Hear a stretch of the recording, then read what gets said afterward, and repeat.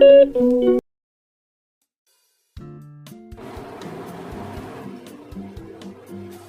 Guys, welcome to my YouTube channel.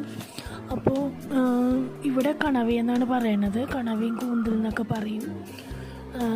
ഇത് കണവ clean ചെയ്യുന്നതിന് മുമ്പ് ഒരു ചട്ടിയിൽ കുറച്ച് കല്ലുപ്പെടുത്ത് നമ്മൾ മാറ്റി വെക്കണം കേട്ടോ.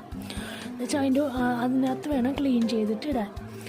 അപ്പോൾ നമ്മൾ ഇത് കണ്ടോ, ഞാൻ കാണിക്കണ പോലെ അതിൻ്റെ ഒരു വാലുണ്ട്. ആ വാലിൻ്റെ അറ്റത്ത് പിടിച്ചിട്ട് ഒന്ന് പതുക്കെ ഒന്ന് തിരിച്ചു കൊടുത്തു കഴിഞ്ഞാൽ ശരിക്കും നല്ലോണം തൊലി അതിൻ്റെ പൊളിഞ്ഞു പോരോട്ടോ. ആ തൊലി നമ്മൾ കളയും.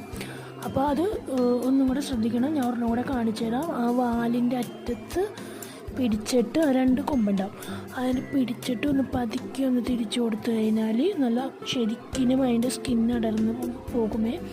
ഇത് ഇച്ചിരി ഐസായത് കൊണ്ടാണ്, കാരണം ചേട്ടൻ തലേദിവസം വാങ്ങിച്ചുകൊണ്ട് വന്ന മീനായത് കൊണ്ട് ഞാൻ ഫ്രിഡ്ജിനകത്ത് വെച്ചുകൊണ്ടാണ് ഇച്ചിരി പോകാൻ ബുദ്ധിമുട്ട്. അല്ലെങ്കിൽ നല്ല സുഖമായിട്ട് പോകുന്നതാണ് കേട്ടോ.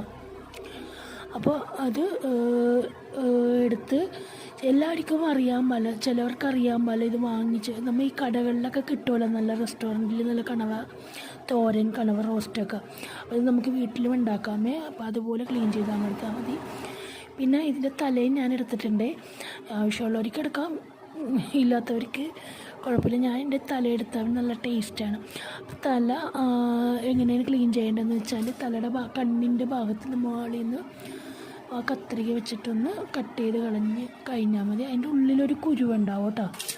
അതും പതുക്കെ നമുക്കൊന്ന് എടുത്ത് മാറ്റാം.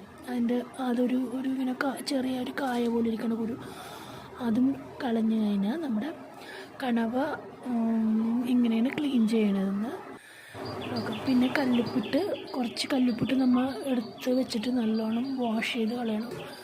അതൊരു 5-6 പ്രാവശ്യം നല്ലോണം നല്ല വെള്ളത്തിൽ ക്ലീൻ ചെയ്ത് കഴിയുമ്പോൾ നമ്മുടെ കണവ ക്ലീനായി കിട്ടും.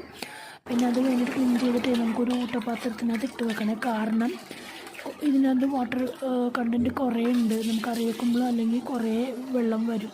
അപ്പോൾ ഒരു അരമണിക്കൂർ മുന്നേ അതൊന്ന് ഊട്ടപാത്രത്തിനകത്ത് ഊറ്റി വെച്ചാൽ നല്ലതായിരിക്കും. എല്ലാവർക്കും എൻ്റെ വീഡിയോസ് ഇഷ്ടപ്പെടണമെങ്കിൽ ഒന്ന് ലൈക്ക് ചെയ്യണം, ഷെയർ ചെയ്യണം, കമൻറ്റും ചെയ്യണം കേട്ടോ. അപ്പോൾ ഇതിൻ്റെ കുക്കിംഗ് വീഡിയോ ആയിട്ട് ഞാൻ അടുത്ത വീഡിയോയിൽ വരാം കേട്ടോ. ശരിയെന്ന്. ആദ്യമായിട്ടാണ് വോയിസ് ഓവർ കൊടുക്കണം. എന്തെങ്കിലും മിസ്റ്റേക്ക് ഉണ്ടെങ്കിൽ എല്ലാവരും ഒന്ന് ക്ഷമിക്കണം. Okay, thank you.